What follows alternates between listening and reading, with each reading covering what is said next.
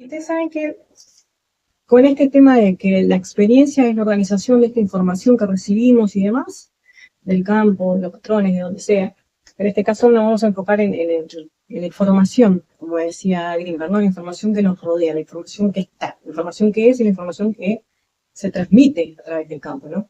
Hablamos de los pensamientos, los cuales vivimos, los cuales incorporamos o sintonizamos y que no son nuestros. Bueno, y acá abajo de nuevo la experiencia en realidad, tiempo, espacio y esta organización, ¿no?, de la información. Y fíjense qué interesante que cuando yo les compartí mi teoría del tiempo, yo les decía que es una experiencia corporal y que no me terminaba de decir que el 12 era fundamental, que el 12 era un tema pendiente, que de hecho yo les contaba que dejé mi cumpleaños un día 12, 1 del 12, porque el 12 era clave para mí, y que después empezaron a haber una serie de acontecimientos que tenían que ver con el 12. Siempre el 12 aparecía ahí como claro.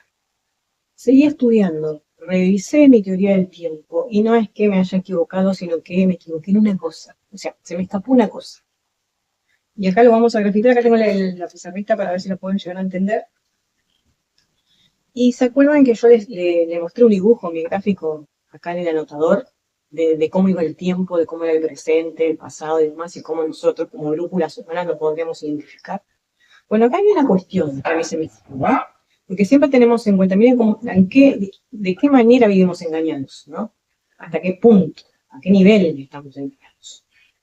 Ya les dije yo que el reloj no es lo que nosotros pensamos, que no son 24 horas reales, sino que son 12. Se cumple el ciclo en 12. No solamente eso, no, sino que el reloj no dice las horas. Acá nos vamos a dar cuenta que el reloj lo que nos está marcando no son las horas. Ya entendíamos que el tiempo no existe, que existe la percepción que tenemos, que es la conciencia la que dirige, se traslada, que el tiempo no se traslada, que no es lineal y demás.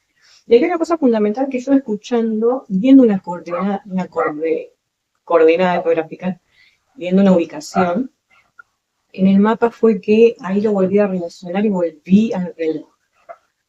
Y miré el reloj y pensé, ¿y si no se tratara de tiempo y se tratara de espacio?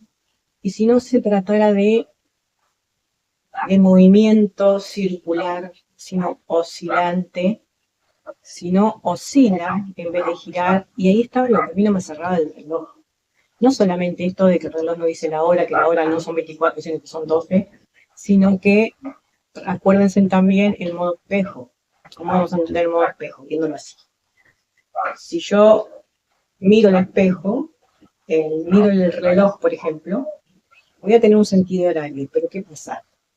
Yo soy del reloj, yo soy el observador, el punto observador. El reloj lo que me está diciendo es que hay un sentido antihorario en realidad. La realidad es la interna. Lo demás es experiencia, es organización de información. Y siempre que nos acordamos de que vemos de modo despejado, podemos ver y entender muchas cosas más.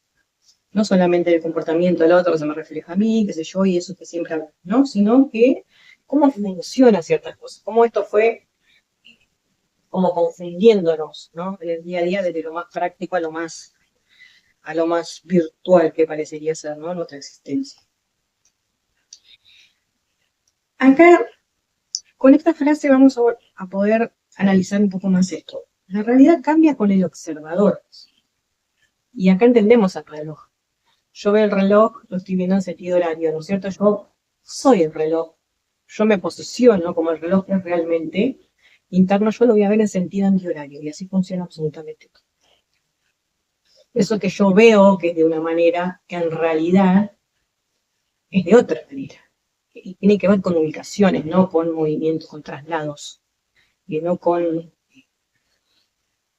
cambios de estructura, sino con cambios de perspectiva, con cambios de observación, con posicionamientos. Acá viene lo del mapa, lo de las coordenadas y demás. ¿Y a qué se asemeja o qué tiene que ver las coordenadas acá con la brújula, con con nuestro famoso reloj de la teoría del tiempo, ¿no? Que habíamos ubicado. Bueno, ya nos quedó claro que el 12 era clave, ¿no? Y si nosotros lo vemos de este lado,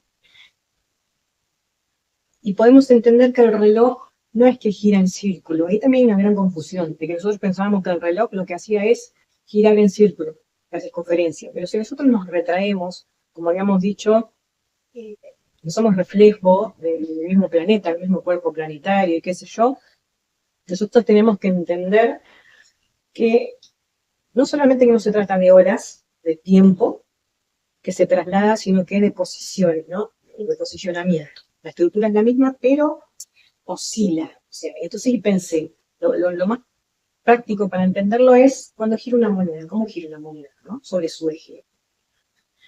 Y ahí vamos a entender que el 12 siempre va a estar arriba, ¿no? El 12 siempre es el eje, de donde inicia y reinicia todo, ¿no? El ciclo. Vamos a cortar y volvemos en el próximo video.